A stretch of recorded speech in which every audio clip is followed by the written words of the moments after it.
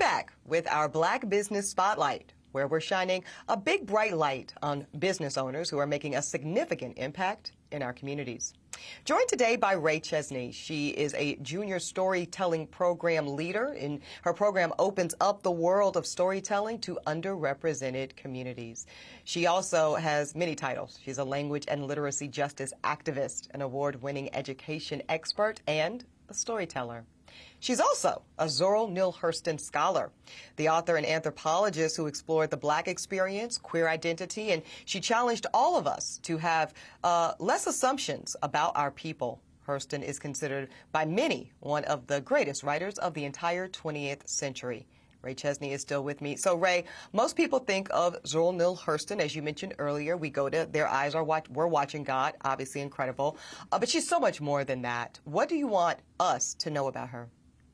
First, I want us to know that there is no end. Zora really can connect with you, whether it's politics, whether it's exploring your identity, not just as a woman, but as a Black person in America. Her legacy is so timeless. And so a lot of times people say, oh, well, I don't really like to read. And so I'm like, oh, do you like to travel? Because Zora was a world traveler. She was a two-time Guggenheim Fellow, going to both Jamaica and Haiti to explore our cultures and our connections still to Western Africa. And so there is anything. I often play this game with my audience when I'm doing lectures or talks on Zora, and I say I can connect Zora to anything. And so they try me, and and I'm always.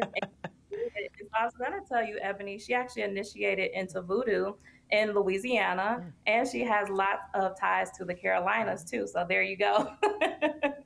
Oh, yeah. No, it's really fun. She also lived and held court right here in Harlem, which is my new hometown. Oh. So, like you say, she's everywhere we go, and everywhere we go, there she is.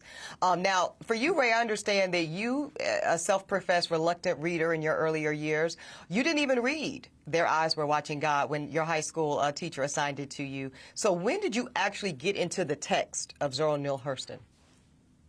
Yeah, so I actually got into Zora first because I was doing my children's program in my hometown of Detroit, Michigan, which I started in 2015, which included Junior Storyteller.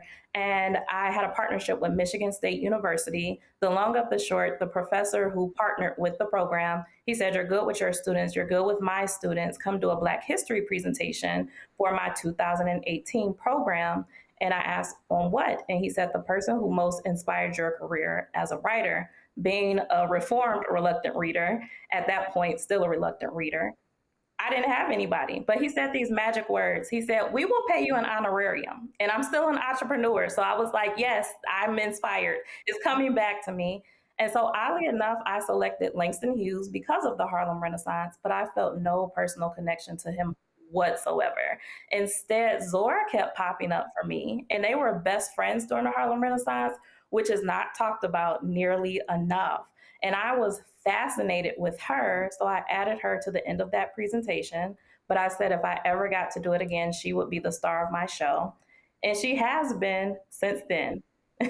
All right. Now, Rae, we talked a little bit about it, but let's go deeper. The fact is we've got so many students across America, particularly Black young students, who are falling behind when it comes to reading and literacy.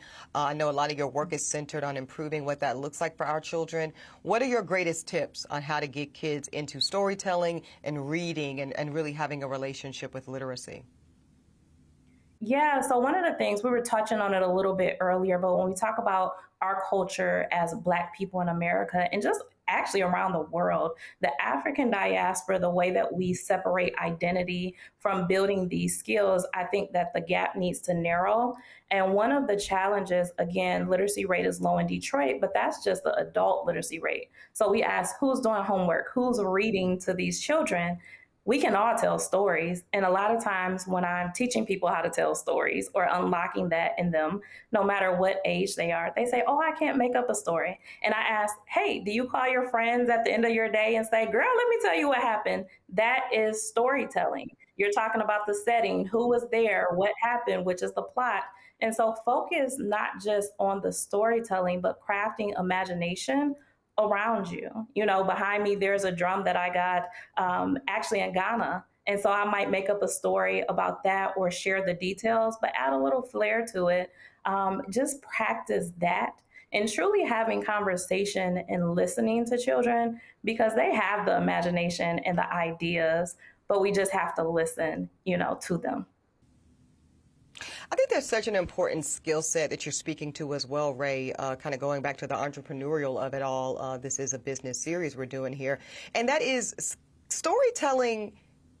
It can be a cash cow, to say it plainly, right? I can't think of any professional occupancy I've had throughout my entire professional career that did not rest really kind of centrally rather on my ability to be a effective, compelling storyteller. This goes back to my early days as a trial attorney. What are we doing in the courtroom? We're telling a story. Whether you're prosecuting, your defense lawyer, it doesn't really matter. It is who is most effective at telling their version of the story to that judge or jury. Same thing as a journalist.